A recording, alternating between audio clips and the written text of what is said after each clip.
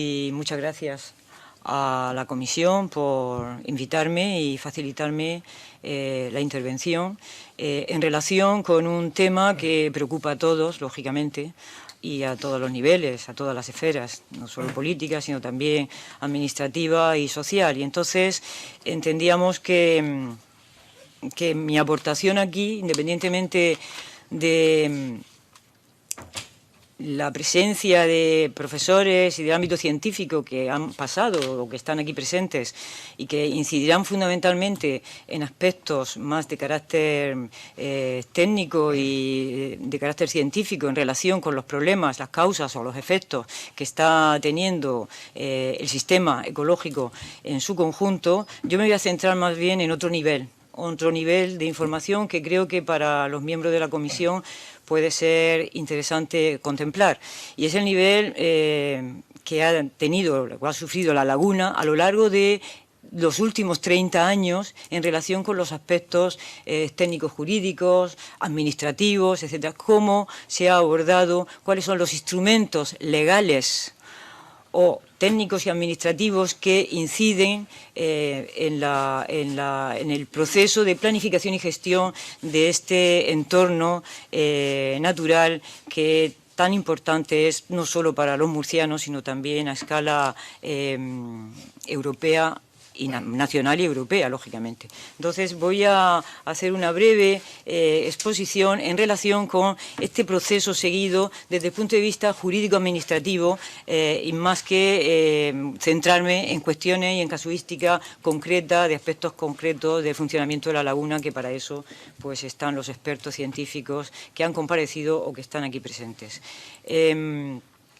Bueno, no tengo que indicarles a ustedes los valores que tiene este espacio y su entorno y que son lo que ha motivado pues el hecho de que sea un espacio que acumule al menos 5 figuras de protección. Es una zona, un entorno privilegiado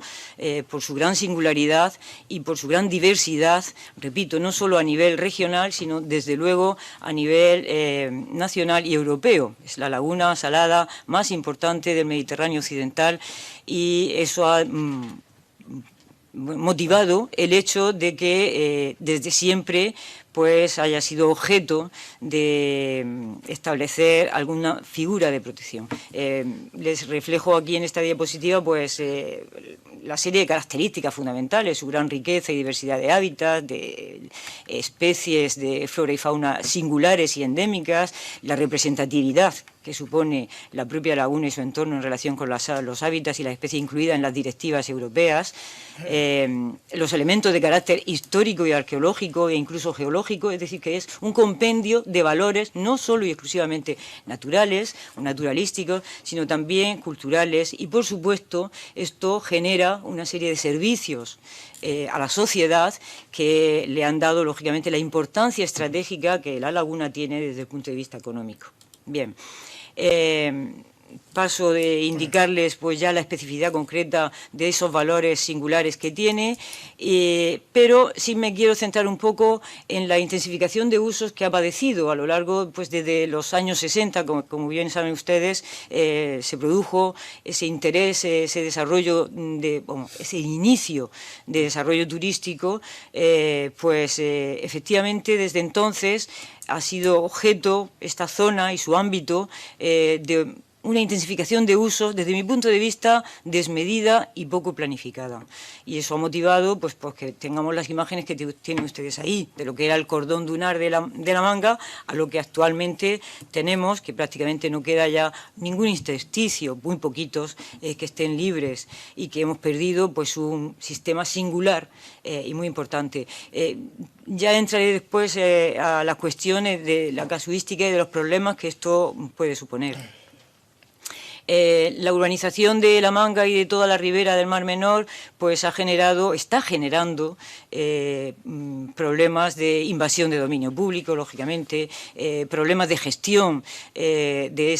esa franja, de ese territorio, las expectativas turísticas, la demanda de los usuarios pues hace que tengan permanentemente o bien los ayuntamientos o bien las administraciones públicas, tanto estatal como regional, que abordar pues la limpieza de los arribazones de posidonia oceánica, con lo que eso supone de fomento de la erosión costera, etcétera, las escolleras de protección, puesto que el agua prácticamente ya entra en muchas de las zonas edificadas. Ahí tienen ustedes una secuencia de un ortofoto en relación de la comparación entre la línea de costa que había en el 84 y la que tenemos en 2007, y se ve cómo pues, la lámina de agua se ha reducido porque ha habido un desarrollo y un aporte de arena para generar playas. El boom turístico de los años 80 pues, motivó que prácticamente la mayoría de la ribera del Mar Menor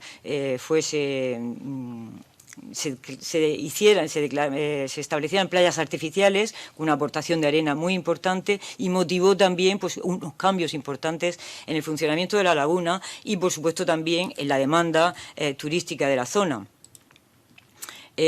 Bueno, estas imágenes indican la erosión que está sufriendo la ribera, como prácticamente en muchas zonas ya no hay ni arena ni nada, que la única posibilidad ya de la demanda de la gente que vive, de los usuarios de estas zonas, es la defensa para que el agua no se les introduzca en sus casas, o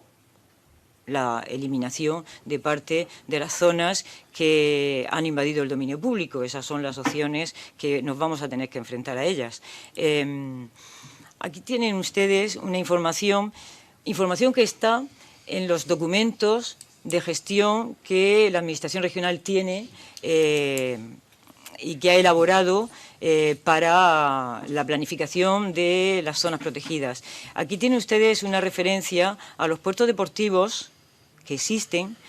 los espigones que hay en el interior de la zona del Mar Menor, tanto en el ámbito de la ribera interna como de la Manga, y ven ustedes cómo hay 10 puertos deportivos, 85 espigones, y que indican pues, la intensificación que a nivel de infraestructuras costeras hemos tenido se ha venido padeciendo esta laguna. La intensidad de puertos deportivos en la laguna, 10 puertos deportivos en su interior, pues genera pues, un porcentaje elevadísimo en comparación con otras zonas costeras del Mediterráneo. Es decir, la carga existente, derivada de estas infraestructuras, es importante y hay que tenerla en cuenta. También en el plan de gestión, en los documentos que tiene elaborado la Consejería, se indican la relación de todos estos puertos. Tenemos en torno a casi 4.000 puntos de amarre en el interior de la laguna, de los puertos deportivos, que unidos a los que hay en su zona limítrofe de San Pedro del Pinatar o de Cabo de Palos, pues suponen casi unas 5.000 puntos de amarre en un entorno bastante reducido, con lo cual eso denota la presión que por parte de este sector se está generando. Es una de las presiones, no es la única, lógicamente, pero también hay que tenerla en cuenta. Por supuesto, las presiones derivadas de la cuenca. Eso es lo que ha posiblemente posibilitado el colapso que ahora mismo padece la laguna, esa intensificación en todo el campo de Cartagena, esa agricultura intensiva que en los últimos años, sobre todo pues a partir de que se estableciera el trasvase Tajo Segura en la zona, pues se incrementó de forma quizá desmesurada. Yo creo que ha habido intervenciones en esta sala donde se ha indicado ya que hemos sobrepasado posiblemente la superficie de zona regable de todo el campo de Cartagena de forma importante. Bien, todas estas cuestiones pues han determinado que nos encontremos en una situación de caos, de punto de inflexión, de cambio de las condiciones ecológicas de la laguna, que es lo que determinaron hace un par de años pues, la alarma un poco social y el punto de mira de todas las administraciones públicas en relación con lo que estaba pasando. Es decir, que no tengo que explicarles a ustedes la situación actual porque de todo es conocida. ¿Cómo se ha ido abordando esta situación a lo largo de los años? Pues para evitar o buscar soluciones a estos problemas. Yo plantearía que ha habido un largo proceso de iniciativas que no han concluido. Muchas iniciativas por parte de todas las administraciones públicas, pero realmente pocas concluidas y, por lo tanto, que hayan sido operativas, que hayan podido prever e incluso incidir en que parte de estos procesos no se produjeran. tampoco quiero abrumarles con esta diapositiva. Lo único que quería indicar aquí es un poco a nivel de organigrama y a 3 niveles qué normativa se ha utilizado, ha servido de cobertura, de paraguas, para establecer las distintas figuras de protección a lo largo de los años, de la dilatada historia a nivel de protección que tiene la laguna, qué figuras hemos tenido y qué instrumentos de planificación se han ido desarrollando para dar respuesta a esas figuras y a esos objetivos fundamentales de conservación y protección.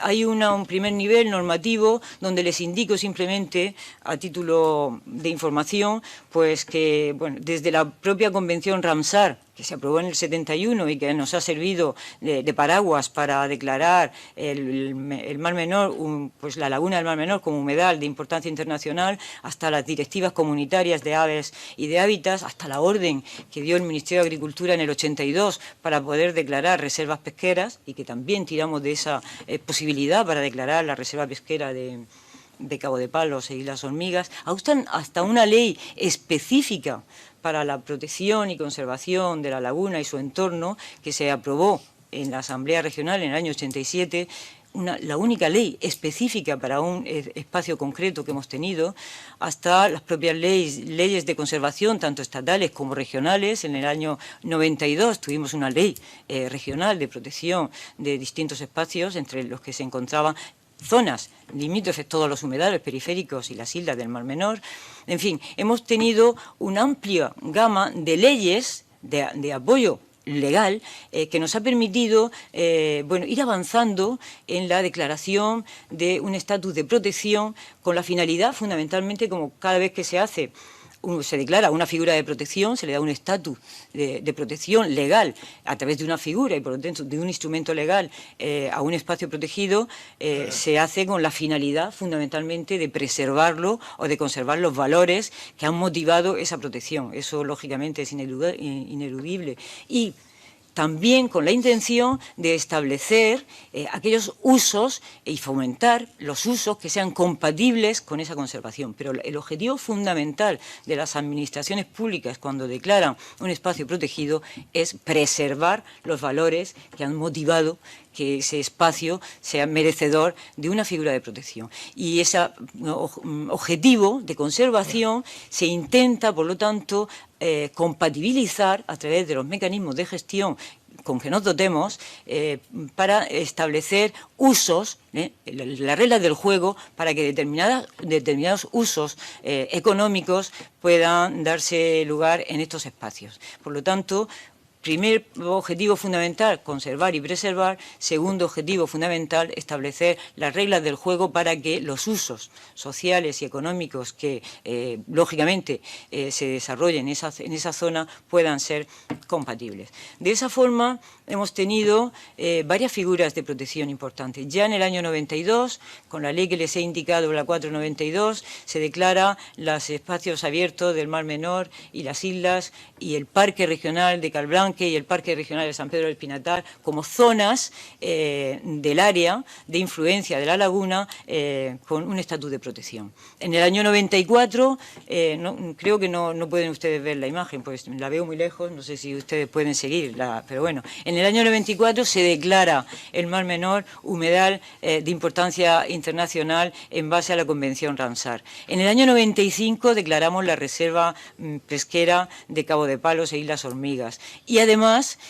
como tenemos una ley de fauna, en el año 95 también aprobada una ley regional, el Mar Menor adquiere el estatus también de área de protección de la fauna silvestre. En el año 98 declaramos la cepa de San Pedro del Pinatar en aplicación de la Directiva Aves, Directiva Comunitaria. En el año 2000 declaramos otra cepa, la de la grosa. Y además hacemos una propuesta a nivel regional de 50 LICs, lugares de importancia comunitaria, en aplicación de la Directiva Comunitaria de Hábitats.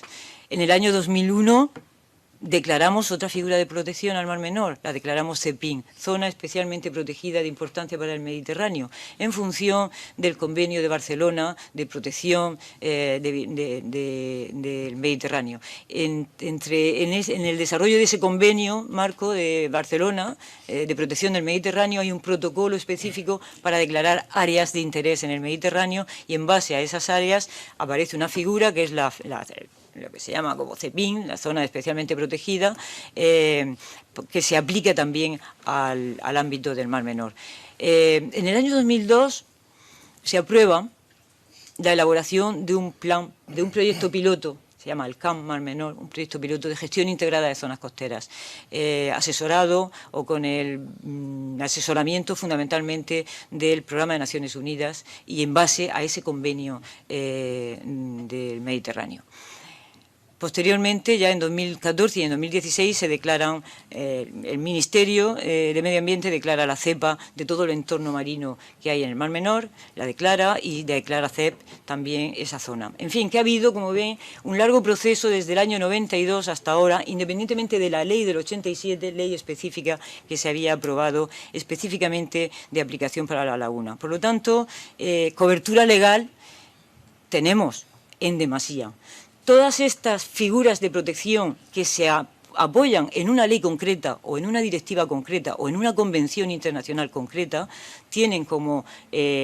objetivo fundamental preservar y conservar y compatibilizar y establecer mecanismos de gestión que permitan una gobernanza adecuada entre los distintos actores que intervienen en ese territorio. Bien, pero para eso, una vez que damos el paso de la figura del estatus de protección, el siguiente paso, y es el siguiente nivel que les muestro en la diapositiva, se refiere allá a los instrumentos de planificación y gestión que como deber fundamental de la aplicación de la figura tenemos que establecer. Por lo tanto, a partir del 95 se inicia un largo periplo de iniciativas, de instrumentos de planificación y gestión desde las administraciones públicas. Fundamentalmente, la administración que tiene la competencia en materia de medio ambiente, que es la responsable fundamental de la conservación del espacio. Pero no es la única. Otra de las cuestiones que quería indicarles, lógicamente, en este contexto, es que, bueno, en un país donde hay las competencias están tan repartidas a nivel local, a nivel regional, a nivel estatal, pues el territorio, lógicamente, requiere de la confluencia de las distintas administraciones a distintos niveles, porque es muy difícil que una sola administración pueda llevar a cabo la gestión integrada de cualquier parte del territorio. Es decir, que vivimos en un país donde está compartimentalizado mucho las tareas competenciales y, por lo tanto, eso también hay que tenerlo en cuenta. Es un hándicap importante o una virtud, pero tenemos que buscarle el punto para que haya una verdadera confluencia de intereses y de acciones en relación con los distintos niveles administrativos. Pero fundamentalmente las iniciativas en relación con la protección y con la elaboración y aplicación de los instrumentos que ahora les voy a relatar y a indicar ha sido fundamentalmente de la Administración regional y en concreto de la Consejería que en su momento haya tenido las competencias medioambientales.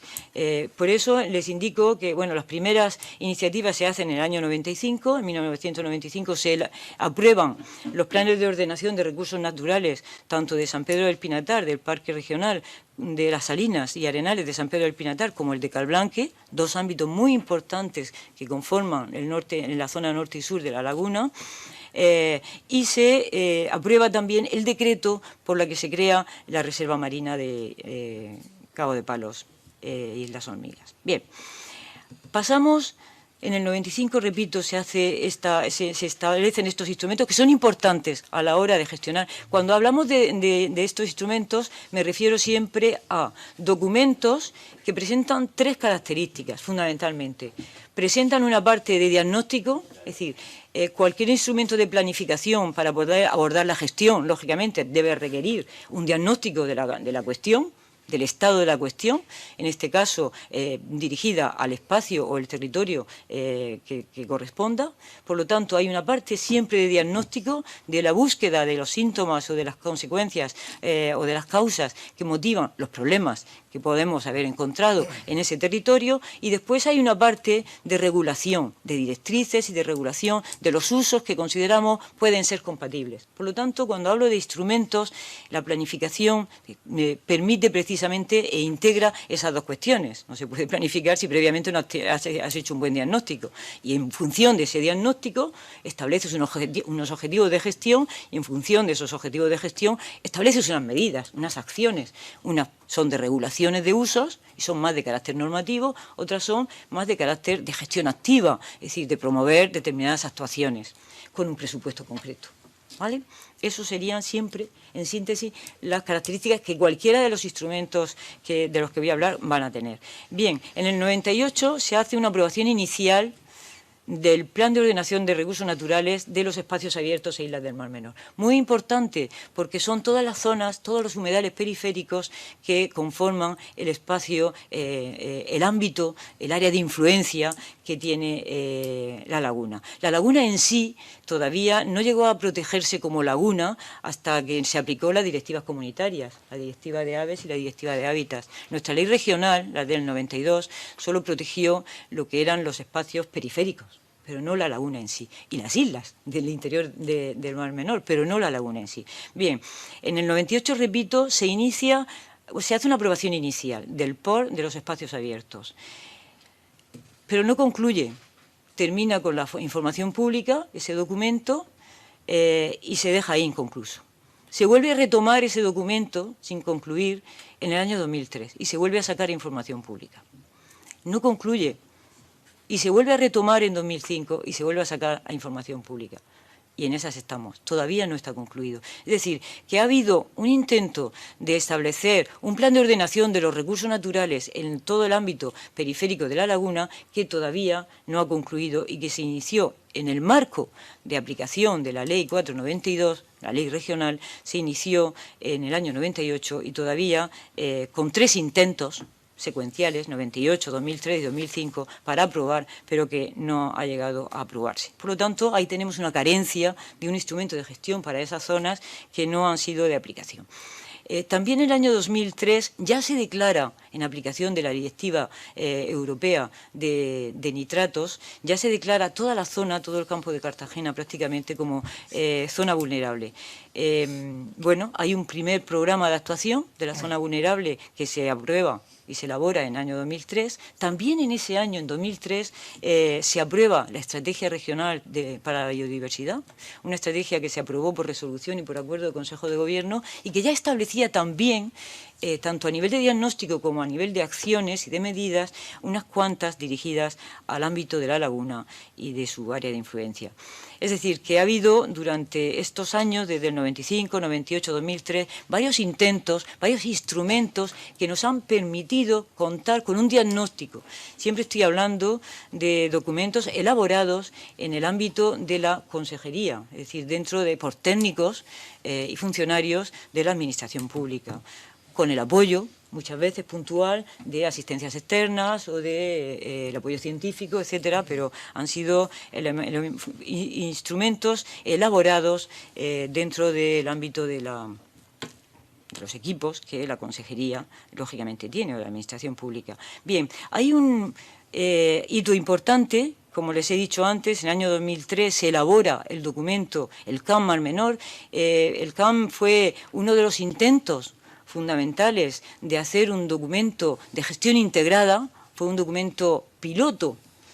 avalado tanto a nivel de Unión Europea como les he dicho, del Programa de Naciones Unidas, en base al Convenio de Barcelona, del Mediterráneo, y se elaboró un estudio de viabilidad que era el primer paso para llegar a ejecución de la financiación y del aval del Programa de Naciones Unidas. Ese estudio de viabilidad se elaboró en 2003, se presentó al Ministerio, pero sin embargo, ya a punto de establecer el convenio de marco de acuerdo para la colaboración y la ejecución de ese programa, tanto por parte del Ministerio como de la comunidad autónoma, se declinó por parte del Gobierno regional suscribir ese convenio y, por lo tanto, dejó sin efectividad la posibilidad de elaborar ese programa piloto que hubiese sido interesante por las connotaciones que ahora mismo después les pasaré a indicar. El CAM, como no llegó a fructificar para Murcia, pues se lo llevó el Parque Regional Natural de Cabo de Gata. Perdimos una oportunidad de aplicar un instrumento de gestión integrada que en esa época era de interés, puesto que ya estaba el reglamento que permitía la gestión integrada de zonas costeras por parte de la Unión Europea. Bien, independientemente de todo este proceso, después se han ido sucediendo a partir de 2005, en 2009 ha habido otro programa de actuación de la zona vulnerable por nitratos, es decir, que la Consejería de Agricultura ha elaborado, si mal no estoy informada, creo, 3 programas de actuación de aplicación en la zona vulnerable como consecuencia ya de la intensificación agrícola y de el desarrollo de la aplicación de la Directiva de Nitratos y del desarrollo del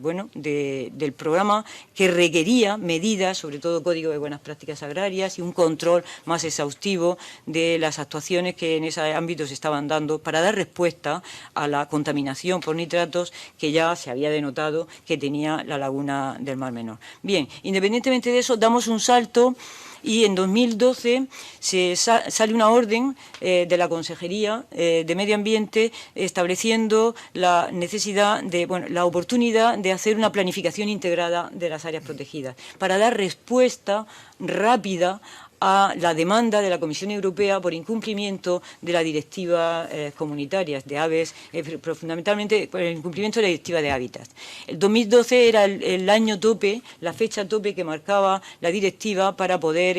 declarar las zonas especiales de conservación y elaborar los planes de gestión que necesitaba de obligado cumplimiento para dar respuesta a la demanda de la Comisión Europea en aplicación de la directiva hábitat. Se hizo una orden para intentar agilizar y además con buen criterio intentar gestionar todo el conjunto de áreas protegidas, esas 50 áreas de la Red Natura que teníamos de forma integrada y por lo menos territorializar las áreas y establecer mecanismos, instrumentos de gestión por ámbitos territoriales más amplios, no instrumentos uno a uno, es decir, no hacer 50 planes, sino establecer aquellos planes de carácter más o menos integrado, que de esa forma se hizo pues el plan de gestión integrada de toda la zona del noroeste, que tenía 10 áreas protegidas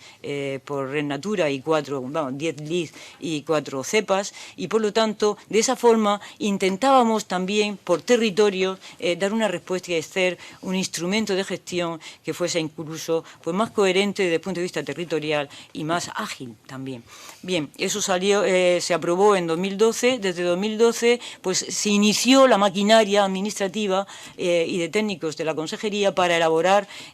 todos esos planes de gestión de carácter integrador y en 2015 se puso a disposición, se sacó información pública el plan de gestión integral del Mar Menor y toda su área de influencia. En 2015 salió información pública, se ha vuelto a sacar información pública en 2016 y está inconcluso. Nos hemos quedado en esa información pública. Queda pendiente, por lo tanto, resolver las alegaciones que haya habido a lo largo de esos procesos de información pública y finalizar el documento para poder ser aprobado y declarar las ZEC que necesariamente deben ser declaradas. Bien. No he querido, no sé si ya ha sido demasiado tedioso este repaso, pero sí que quería que ustedes tuviesen una visión de todo el proceso, es decir, que el Mar Menor no lo hemos descubierto hoy. El Mar Menor se descubrió hace muchos años y se descubrió ya en el 87, ya se intentó intervenir porque ya había síntomas y voces no de alarma, pero sí de decir, ojo, que aquello se nos puede ir de las manos. Desde el 87 hasta ahora han sucedido 30 años y en esos 30 años hemos hecho, como les digo, muchos intentos a través de muchas normas legales, de muchos ámbitos, pero bueno, pues estamos en la situación ahora mismo de colapso ambiental de la laguna. Bien, muy brevemente quería indicarles que la ley del 87 fue una ley muy innovadora, muy interesante. Ya tenía, no solo pretendía abordar la laguna en sí, sino que, como ven ustedes ahí en esa imagen, abordaba parte de la cuenca vertiente. ¿Por qué? Pues porque es lógico, es decir, no se nos escapa a ninguno que abordar los problemas del Mar Menor si no tienes la cuenca vertiente no tiene sentido. Es decir, que no se puede gestionar una cuestión que es, al fin y al cabo, el sumidero es el receptor de toda una serie de usos que se están dando en su exterior. Por lo tanto, si no controlamos o no intentamos regular o actuar sobre el exterior, pues difícilmente vamos a resolver los problemas del interior. Entonces, con esa visión, ya en el 87, el legislador en aquella época ya intuyó la necesidad de abordar esa gestión integrada. Lógicamente con buen criterio. Después, en el 92, miren ustedes cómo lo que fuimos fue a establecer ya zonas muy concretas pusimos la lupa en aquellas zonas concretas que tenían valores importantes a preservar. Lo que quedaba, los vestigios que quedaban de los humedales periféricos, la Ita, la Marina del Carmolí, Los Bollos, Marchamalo y Amoladeras, etc. Nos fuimos ya con lupa a buscar la protección o la preservación no de ámbitos territoriales más grandes, sino de aquellos aspectos que tenían la concentraban valores relevantes. En el 94 declaramos humedal de importancia internacional el Mar Menor y sus humedales asociados, también, lógicamente, con el Parque Regional de San Pedro de Pinata de las Salinas. En el 95, la de Reserva Marina. Esto viene a poner... Quiero que vean ustedes a nivel territorial cómo vamos acumulando figuras de protección a las mismas zonas, porque, lógicamente, todas tienen valores que motivan que una ley u otra, desde una perspectiva de aves o de hábitats, o desde una perspectiva marina, o lo que sea, siempre vamos a tener la confluencia de los valores en el mismo territorio. De esa forma, aquí tienen ustedes el ámbito de la zona vulnerable por la Directiva de Nitratos, que, como ven, prácticamente abarca pues casi toda la cuenca vertiente a la laguna. Y aquí tienen el ámbito que se estableció, que supera porque aquí sí que se coge toda la cuenca, desde Carrasco y el valle hacia la laguna. Es el ámbito de estudio que se eligió para abordar el CAM, el proyecto piloto del Mar Menor. Y aquí tienen todos estos colores, son la confluencia de figuras, para que vean la cantidad de intersecciones, interconexiones que tenemos entre unas figuras y otras. ¿Cuáles han sido las respuestas ante este escenario de figuras de protección? Pues las que le he indicado anteriormente. Me quiero entretener 2 segundos en indicarles la importancia que tuvo la Ley de Protección y Armonización de Uso del Mar Menor, la Ley del 87. Que viene precedida, fíjense ustedes, por un estudio de la Diputación Provincial en el 81, es decir, que antes de la propia autonomía, antes de que fuésemos comunidad autónoma, ya había una preocupación importante por intervenir en esta zona. Se hizo un estudio que se llamaba Gestión, Explotación y Conservación de los Recursos del Litoral de la región de Murcia, de la Diputación Provincial en el año 81, donde ya se indicaba la necesidad de abordar mecanismos de gestión. Y luego, posteriormente, el estudio de ordenación territorial de la zona del Mar Menor y su entorno en el 85 fue lo que permitió, fue la base de conocimiento que permitió abordar la ley regional. Esta ley regional tiene 2 características muy importantes, muy novedosa para la época. Repito que estábamos a nivel europeo ya planteando todo el tema de gestión integrada y demás, muy novedosa. Fue singular, es decir, una ley específica para el ámbito territorial concreto y tenía un carácter marco. Es decir, era una ley que establecía 4 niveles de instrumentos: las directrices de ordenación territorial, el plan de saneamiento del Mar Menor, el plan de armonización de uso del Mar Menor y el plan de ordenación y protección del litoral del Mar Menor. Es decir, ya el legislador vio en aquella época la necesidad de abordar los distintos niveles que requería la intervención del Mar Menor. Y ahí se crea en el marco de la ley, un órgano consultivo y de participación, el Consejo Asesor Regional del Mar Menor. Importante esta faceta también, este aspecto, es decir, no se puede hacer una gestión integrada, donde cuando hablamos de gestión integrada ya hablamos de confluencia de distintos niveles administrativos. También de la necesidad de participación. Es decir, los agentes sociales, los interesados en la zona deben formar parte de los mecanismos de solución o de gestión que que se deben dar en este territorio, y por lo tanto se crea ese Consejo Asesor Regional del Mar Menor. Estamos hablando del año 87, la ley se aprobó en el 87. Sin embargo, prácticamente quedó como ley, no llegó a desarrollarse. Prácticamente se iniciaron, sirvió para que el plan de saneamiento del Mar Menor fuese retomado fundamentalmente a nivel estatal, y fue el Estado el que asumió la necesidad de establecer todo el tema de depuración y de elaboración de todas las depuradoras del ámbito, que yo creo que prácticamente casi todas han sido hechas por el Ministerio, o a través de Confederación o Ministerio, fundamentalmente, y permitió esa ley que después se pudiese desarrollar también la ley del 92, la Ley de Ordenación y Protección del Territorio de la Región de Murcia, donde se incorporó un título sexto en esa ley, donde venían los espacios protegidos y se incorporaban ahí las zonas protegidas del ámbito de la laguna. Pero repito, la ley del 87 no llegó prácticamente a desarrollar ninguno de los instrumentos que establecía, ni su consejo asesor, ni ninguno de las directrices que planteaba.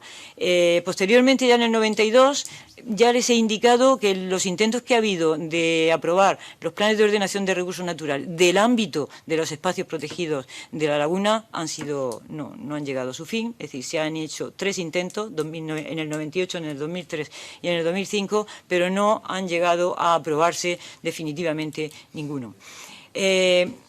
Solo indicarle una cuestión del documento que se elaboró de estudio de viabilidad del CAM. Aquí se hizo ya, como repito, se incorporaron los principios rectores de la gestión integrada de zonas costeras que ya a nivel europeo se estaban estableciendo, y se planteaba una cuestión importante, es decir, la perspectiva amplia y global de la gestión. Es decir, no podemos gestionar este territorio si no tenemos una visión a largo plazo, una visión amplia, pero también a largo plazo, partir de un conocimiento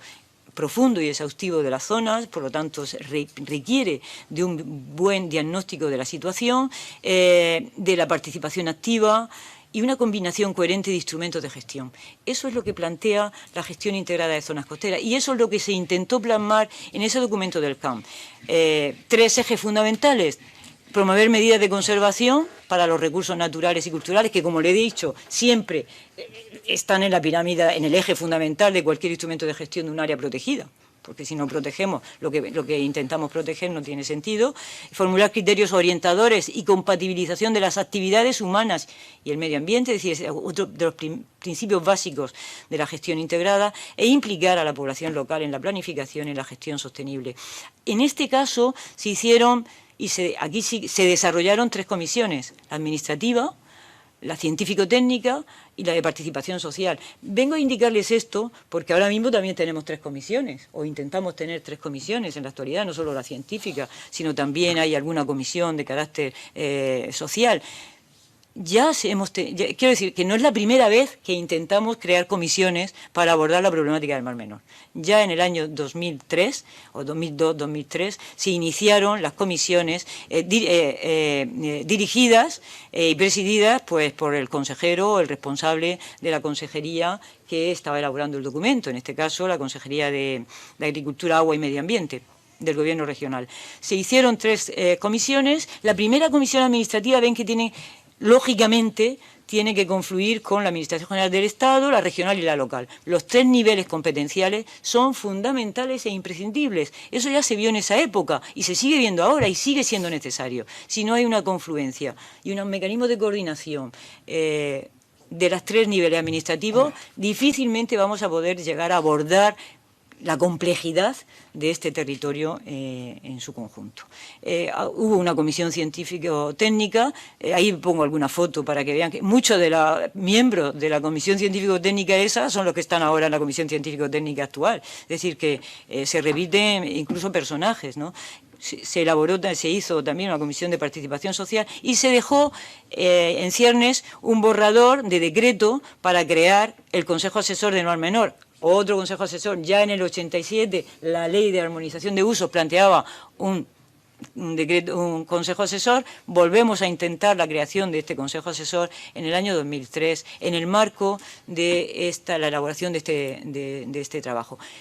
No les quiero aturdir aquí, el documento ese elaboró un diagnóstico importante. Parte de las personas que incluso están presentes aquí participaron, de las científicas que están aquí, participaron en la elaboración de estos documentos, porque hubo una amplia gama de colaboraciones para hacer un diagnóstico acertado de la problemática que tenía la laguna. Hay cuadros de causa-efecto absolutamente de todo, de los sectores clave que entendíamos que ya en ese momento estaban: la agricultura, el turismo, la minería, lógicamente, la pesca y la acuicultura. Esos eran los 4 grandes ámbitos de trabajo que entraron en ese diagnóstico para ver qué problemas, qué impacto generaba cada uno de los sectores de cara a buscar unas soluciones. Bien, y ese documento establecía 3 marcos de acción: uno de participación, otro de formación y otro la elaboración de un plan integral de desarrollo sostenible del Mar Menor y su zona de influencia, donde contemplaba, lógicamente, líneas de sostenibilidad para los principales sectores de actividad de la zona. Independientemente de eso, como ya les he indicado, no llegó a aprobarse. Y ha habido otro intento por parte, ya en este caso, del Ministerio de Medio Ambiente en el año 2007 de volver a establecer otra nueva comisión y establecer un documento marco también integrador para buscar soluciones al Mar Menor, porque lógicamente los síntomas cada vez que pasaban los años se iban agravando. Este documento también existe, está en poder de la Administración, en este caso estatal, porque lo elaboró el Estado. Participaron aquí, en este caso, fundamentalmente Confederación Hidrográfica y Costas, por parte de representantes, los 2 brazos ejecutores, por así decirlo, que tiene la región de Murcia, del Ministerio de Medio Ambiente, y elaboraron un documento también de la cuenca. Hubo reuniones, varias reuniones expresamente dirigidas a la búsqueda de consensos y de acuerdos para ver cómo se establecía un plan de acción también dirigido a la cuenca del Mar Menor. En cada caso, lógicamente, pues presidían las sesiones unas veces el Estado, otras veces la comunidad autónoma, depende de la comisión de la que hablemos. Hubo una hoja de ruta que se estableció de cara a abordar la incorporación de todos los sectores y las propuestas, y se estableció en el documento, repito, que se elaboró por parte del Ministerio de Medio Ambiente, se estableció una nueva incorporación al análisis y al diagnóstico. La gran pregunta que se hacía era: ¿hacia qué modelo de Mar Menor y de entorno queremos ir? Porque en función del modelo que queramos tendremos que establecer unos mecanismos u otros. Y aquí se incorporó un elemento clave que no podemos olvidar ahora y que tenemos que tener en cuenta, que es los efectos del cambio climático. Porque si hay otra cuestión, además de la problemática de los nitratos y la problemática de la intensificación de usos y de todos estos conjuntos de problemas que hemos venido arrastrando desde el año 87 como mínimo hacia acá, tenemos que incorporar una nueva visión que es fundamental a la hora de abordar esta cuestión, y es lógicamente la subida que vamos a tener a medio y largo plazo del nivel del mar, y por lo tanto estamos en una zona vulnerable que precisa también de establecer mecanismos que den respuesta a esa vulnerabilidad. Y ya, en principio, termino planteando una cuestión. Se necesita cerrar este ciclo de iniciativas, de instrumentos inconclusos, de cara a abordar ya una apuesta seria y decidida por la gestión de esta zona. Y eso requiere de una planificación y un control de uso, sin lugar a dudas. Y eso requiere a lo mejor que, ya que estamos en la sede de la Asamblea Regional, se establezca posiblemente una ley que permita una adecuada gobernanza de este territorio, donde, repito, los distintos ámbitos, niveles administrativos han de confluir necesariamente si queremos encontrar las respuestas adecuadas para abordar los grandes problemas y la complejidad que este territorio tiene. Y con esto doy por concluida mi primera intervención. Voy a ver, perdón. Bien.